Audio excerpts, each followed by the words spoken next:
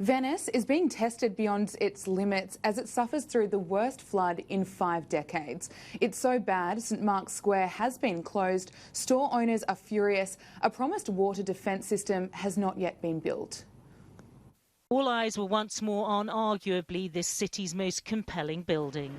St Mark's Basilica sits at Venice's lowest point, and the fear was more flooding could again threaten a structure which had already been breached by water.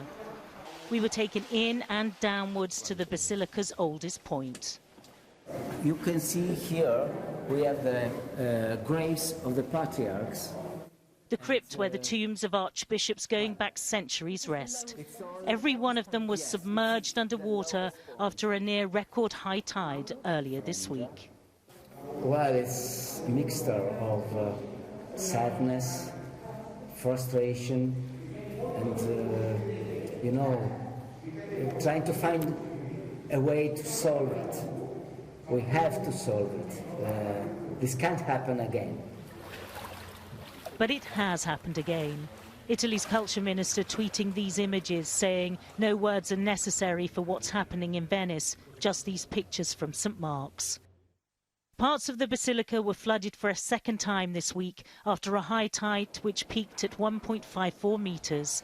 Strong winds and rain had made for a toxic mix in the morning, leaving St Mark's Square near desolate, save for a few business people battling to protect their premises.